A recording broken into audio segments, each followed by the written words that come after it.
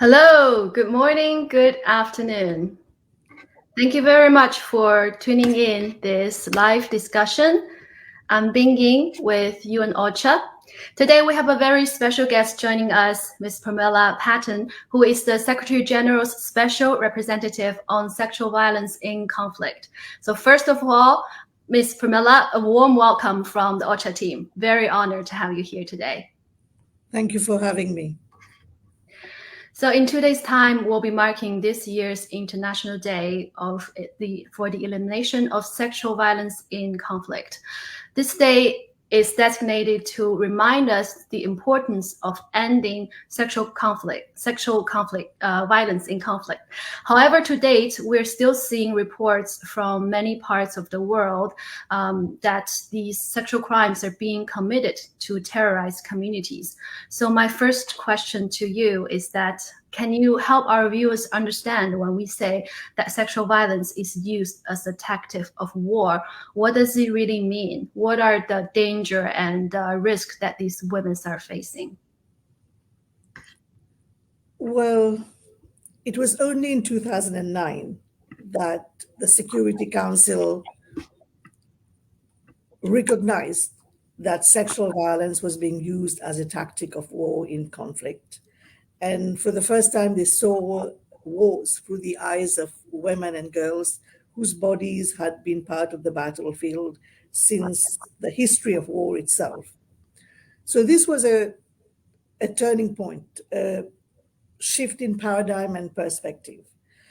The Security Council recognized sexual violence used as a weapon of war, as a threat to international peace and security, an impediment to the restoration of peace, and asked the Secretary General to appoint a special representative. And that's how my office was established in 2010. And my mandate is to provide coherent and strategic leadership on the question of prevention and response to conflict-related sexual violence, to the coordination amongst all UN entities working on the issue, but also working with member states, working with all parties to conflict, working with survivors and civil society. Where we are today, 13 years down the line, is unfortunately sexual violence continue to be used not only as a weapon of war, but also as a tactic of terrorism, as a tool of political repression. It is used because it is a cheap tool, cheap in the sense that it is cost-free. Perpetrators know that victims will not report for a number of reasons, ranging from stigma to fear of reprisal to lack of trust in justice institutions to social pressures. And as a result, perpetrators enjoy total impunity. It is effective as a tool because it's intended to really humiliate the other side. It's intended to instill fear. It is used to dislocate population.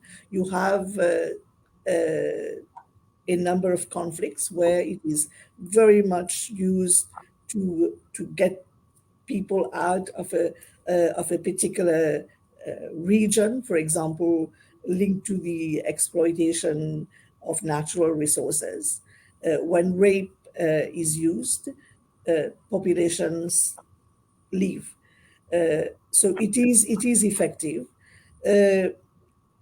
And we have seen how this tool of sexual violence has evolved to fund the political economy of war. We have seen how terrorist groups like ISIS used sexual violence as part of the political economy of war.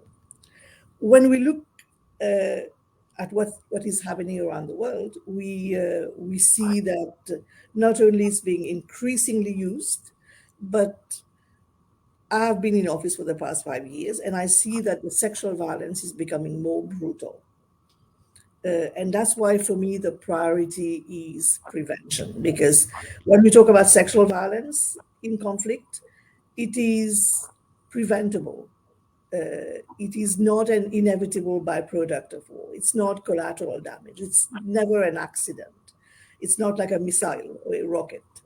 And that is why today, to commemorate the International Day on the Elimination of Sexual Violence in Conflict, I launched a prevention framework to precisely bring all the tools together and to roll this prevention framework to start with as a pilot in a number of countries, because I have the firm conviction that this is a crime that can be prevented if all the tools are used, if the resources are there.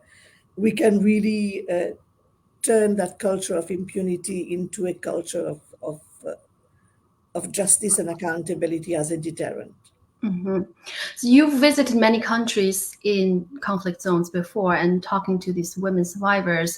In your experience of working with them, what are the most difficult part that you have to overcome? And can you share with us some of the memorable stories? It is true that over the past 2 years, I have not done a field mission due to COVID. But since I took office in 2017, I have privileged a field mission, because for me, the mandate was created for survivors, and the mandate has the face of a survivor, a woman or a girl, but also a man or a boy, because sexual violence is being perpetrated not only on women and girls, although they are impacted significantly, but also against men and boys. And for that reason, it is critical that I engage with survivors, that I listen to them, that I understand their experience and their needs. And I make of survivors my moral compass, and they guide me every day in my work. Yes, I have been to many conflict zones, and of course, listening to the horrific details of sexual violence is very distressing. And I can just give you a few examples. When I was in Cox's Bazar in August 2017, and I met with the Rohingya refugees who fled Myanmar, I went to 6 different camps, and I met women and girls. And in all the camps, the women were relating the same stories about the brutal sexual violence, women being tied to rocks and trees and being gang raped, girls being raped inside the house while the mothers were outside, and having to listen to their daughters screaming from the brutal sexual violence that was being perpetrated, and then seeing the house being torched. And in many conflict zones, I have heard appalling reports of sexual violence being perpetrated in front of family members, sexual violence being perpetrated at gunpoint, sexual violence. I mean, I So I, last month I had the open debate on conflict-related sexual violence, and I opened my remarks with the case of a woman in Tigray who was raped by 27 soldiers. mm-hmm. So can you imagine what that means, being raped by 27 soldiers? And one story is more distressing than the other. Girls, I have in the DRC, in Central African Republic, in South Sudan, I have met with parents who have shared with me stories of their babies, 8 months old babies in DRC being raped. In South Sudan, I have met families sharing these stories about their babies, their little girls being raped, but I have also met with 82-year-old women being raped.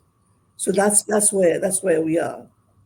Listening to these horrifying stories, I wonder, have these women, victims or survivors, been able to find the justice that they're longing for? And if not, what are the obstacles? Well, unfortunately, justice is the rare exception and impunity is the rule. Very few women get justice in court of laws, although we are making progress, but I must say that progress is very slow.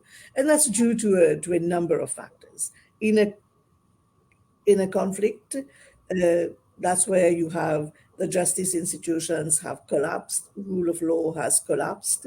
You also have weak infrastructure. Often you have a weak legal system in these countries. But at the same time, you still have to grapple with the fact that sexual violence is chronically underreported, like I have said, for many reasons. But even for the women who actually report, it's never easy. So what does it take really to end the culture of impunity? Well, that's what my prevention framework is all about. It's about sending a strong message to perpetrators and would-be perpetrators that these violations will not go unpunished, that it will not be cost-free anymore to rape a woman or a girl, a boy or a man. It's about focusing on, when I say focusing on justice and accountability, but it's about closing the loop, ensuring that we work towards prevention, number one. But when it happens, ensuring that there is a safe and conducive environment for the victims to report. It's about combating stigma, which the office has done a lot of work on. It's about creating that safe space for the victims to report, supporting the victims throughout the justice chain. It's about ensuring that these countries have the appropriate legislative framework in place. And that's why my office last year launched model legislative provisions on investigation and prosecution that contain state of the law provisions that's required in any country to prosecute any form of sexual violence. It's about training of the investigators, prosecutors, judges. It's about ensuring that the Security Council use tools that it has at its disposal, for example, sanctions. It's about using all the tools that we have, and it's about working with a range of stakeholders, from communities to religious leaders, and that's the only way that we will be able to change the needle on this question of sexual violence. It's a very, very important work. And it's been 13 years since the Security Council passed the 1888 resolution. Where do you see progress has been made, and where are things stalling in terms of accountability and finding justice? Well, I think we've come a long way since the adoption of Resolution 1888 back in 2009, in the sense that today we have a very strong normative framework. Since 2009, there has been at least 6 Security Council resolutions specifically on conflict-related sexual violence, with the last one in 2019, Resolution 2467, which really takes up all the 3 strategic priorities as I articulated them when I took office in 2017. It addresses, for example, the survivor-centered approach that is required in both prevention and response. And that's why I said the focus is on prevention, in terms of you have to listen to survivors. And every time I'm in the field, I ask survivors, what could have been done to prevent what happened to you? And you do get answers from them. For example, if their children had access to education, the children would not have been on their own in the house. Mm-hmm. And be raped while the parents are working. If there are water points in the village, they don't have to walk kilometers to collect water and be raped on their way. They talk about trained peacekeepers patrolling. They talk about ensuring that armed groups have chain of command and command orders prohibiting sexual violence. They come up with a number of solutions, and so we have to listen to them. And when it comes to response, the survivor-centered approach is also critical, ensuring that they have holistic services from medical to psychological, including specialized mental health services, given the deep trauma that they have suffered, but also legal support and, without fail, livelihood support, because we should not forget that often victims of sexual violence in conflict face the double tragedy of rape and rejection because of the stigma. They are rejected by their families, by their communities, by their societies, and livelihood support is key. And that's where my office is putting a lot of focus, economic empowerment of women. Secondly, addressing the root causes, because sexual violence does not happen in a vacuum, and there are a number of invisible drivers of sexual violence in conflict, with gender inequality, discrimination, marginalization, poverty, and last but not least is to really convert that culture of impunity into a culture of justice and accountability as deterrent. So all these elements are taken up in Resolution 2467. It recognized not only that survivor-centered approach in terms of understanding the experience, needs, and wishes of survivors, but it also recognized children born of sexual violence, on which there has been a huge policy gap. I advocated for the plight and rights of children born of wartime rape when I took office in 2017. And in 2019, Security Council recognized that these children have distinct rights under the Convention on the Rights of the Child, but also rights connected to their mothers, who too often cannot transmit her nationality, her name, even her religion to her child. So we have a very solid normative framework. Resolution 2331, adopted in 2016, recognized the nexus between conflict and trafficking for the purpose of sexual exploitation. And now with what's happening in Ukraine, it is a litmus test. We have to implement Resolution 2331. So having that normative framework is very, very important. And but what I want to say is that if sexual violence continues to occur, it's not because we are short of political commitments. What is missing is political will. It is compliance. So we really need to move from resolution to solutions on the ground. We really need to move from commitments to compliance. And we have to work for robust compliance of all these Security Council resolutions. That's very well said, very powerful words. So I also want to mention that many of the viewers joining us today are from the humanitarian community, and some of them are actually, as we speak, working in these conflict zones, supporting these vulnerable women and children who are subject to sexual violence sometimes. So I want to ask you, for our humanitarian community, what should we be paying attention to when we are dealing with survivors of sexual and gender-based violence? Well, on this International Day on the Elimination of Sexual Violence in Conflict, I really want to commend the work of all humanitarian workers After all, I chair a UN Action Network on Sexual Violence in Conflict, which comprise of 21 UN entities. And as much as I have an advocacy mandate, but my strategic leadership and the implementation is driven through UN country team on the ground. And I work with many UN entities, and I want to commend their work and to stress how important it is to have this survivor-centered approach in everything that they do.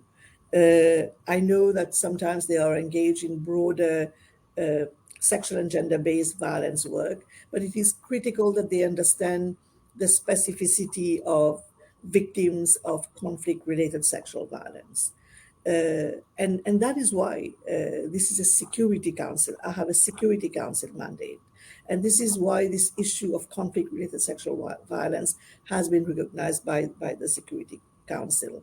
The experience of a victim of sexual violence in conflict is completely different from that of a victim of domestic violence or female genital mutilation or other form of violence. The experience of a victim of sexual violence, perpetrator would rape or gang rape a woman, because they know that she's not the only victim. Through her, they are targeting the whole family, the whole community, the whole society. And we know, so I really want to stress the importance of that survivor-centered approach, ensuring that there are tailored responses to their needs. Because in any case, survivors are not a homogeneous group, and we have to an intersectional approach is very critical to understand the specific needs of, for example, LGBTQI survivors or elderly people or minorities, and everything should be driven by the needs of survivors. And it is critical also to bear in mind that there are also men and boys that are victims of sexual violence, and the trauma and the stigma manifests itself differently. And what I have noted as a gap is that there is a lack of services for men and boys, and I think that's where I would also like them to pay attention. Similarly, when it comes to medical and psychological support, I want to stress that sexual and reproductive right is key when it comes to victims of sexual violence, because it is first and foremost a medical emergency. Sexual and reproductive health care must be provided in a timely manner. But I also want to say that the psychosocial support may not be enough. And in most instances, I see that specialized mental health services is called for. And I just want to share with you how in Iraq I met women who had been released from ISIL after being in captivity for 2 or more years. And when they came out, they were in a semi-comatose state. And these women needed more than psychosocial support. They need specialized mental health care. And this applies to conflict settings like Ethiopia, where there's brutal rape happening and everywhere. So I think there has to be a focus on specialized mental health care adapted to the needs of victims of sexual violence in conflict. I can't agree more. This is very, very important work. One last question for you personally. What kept you going? What inspired you to keep fighting for these women to find justice? Well, I think of the survivors out there.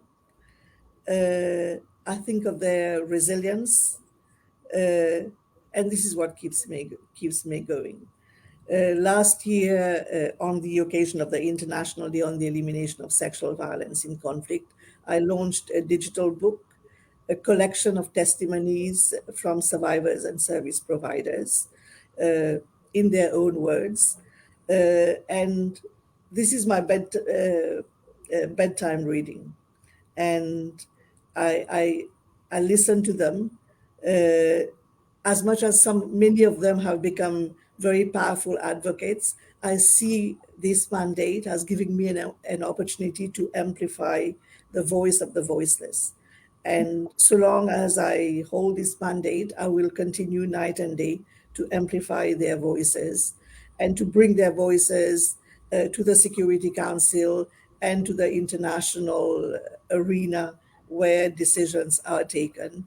And my wish is to pay tribute to what they ask me. What they want to see is the eradication of sexual violence in conflict, and that is my ultimate goal. That we live in a world free from the scourge of sexual violence in conflict. That we save future generations from this heinous crime of sexual violence. Thank you very much, Pramila. I'm very touched and inspired by what you said. So with that, we're wrapping up today's live discussion. Once again, thank you so much for joining us, for sharing your experience in this important topic. And thanks for our viewers for tuning in. We'll see you next time. Thank you.